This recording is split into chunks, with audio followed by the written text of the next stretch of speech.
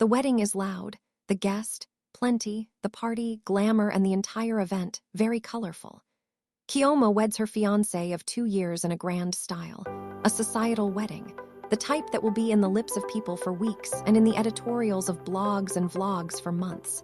They dated for 2 years and have a good understanding of each other's character, but for the hidden ones, if any. Bobbies start coming almost immediately they got home from the wedding hall, all thanks to Emeka's ancestors, who decide not to delay them in childbirth. The house is full of silence setting, a well-furnished living room. Evening. Children's toys scattered on the floor. Kioma, 30s, visibly tired, moves between the kitchen and the sitting room. Emeka, well-dressed and relaxed, sits with his phone. Emeka Okafor was, by every outward measure, a successful man. A 3-bedroom house in a good estate, a car in the compound, a wife who was beautiful on their wedding day and hardworking on every day after. They had married with celebration, the full ceremony, the dancing, the prayers, the uli drawn on her arms, her people ululating as she was handed to his family.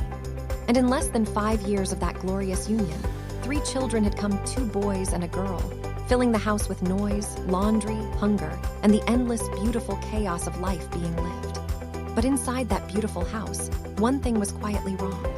Kioma carried it all alone. Kioma enters from the kitchen, wiping her hands on her wrapper. She looks exhausted. Emeka does not look up. Kioma, Emeka, please. The children need their bath. I am still on the stove. The pot is boiling. Chisholm is crying. I cannot do everything at the same time. Please, just this once, take them to the bathroom. Emeka glances up briefly, then back to his phone. Emeka, Kioma, is that not why you are at home? I worked all day. My body is tired. Are you not the mother of these children? Silence. Chioma stares at him for a moment, not with anger, but with a weariness that is deeper than anger. She turns and goes back to do it herself. This was not the first time. It was not the 50th. This was simply Tuesday, which in that house looked the same as Monday, the same as Sunday, the same as every day before it. Kioma had asked for a house help. Emeka had refused. What will my family say? He asked.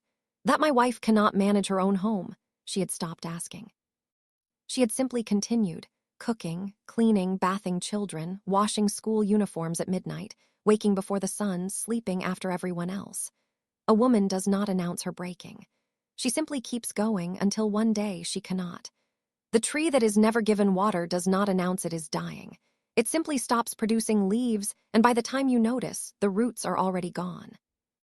Emeka had gone to work on this faithful day, and Kioma, as usual, had taken the kids to school, after doing all chores along with no help from Emeka.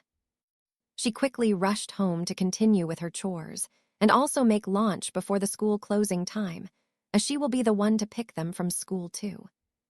At the office, Emeka gets a call from the school that the kids are still in school, and it's already 2 hours after school hours. He asks why his wife was yet to pick the kids, and gets no answers as they had none for him, and they say is that his wife is not reachable. Emeka rushes to school, picks the kids and heads home in anger as to why his wife will refuse picking them and make her lines unreachable. He gets home and is welcomed by dark smoke from the house. He manages to get in while ordering the kids to stay in the car. The smoke gets thicker and darker as he goes into the house. He manages to get to the kitchen only to find Kioma on the floor, lifeless. She had passed out while cooking. At the hospital, Kioma is in coma, and Emeka is forced to call his younger sister to assist with his kids while he tends to Kioma in the hospital.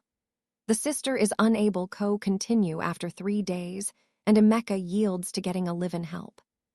7 days later, Kioma dies from the effect of collapsing under intense stress.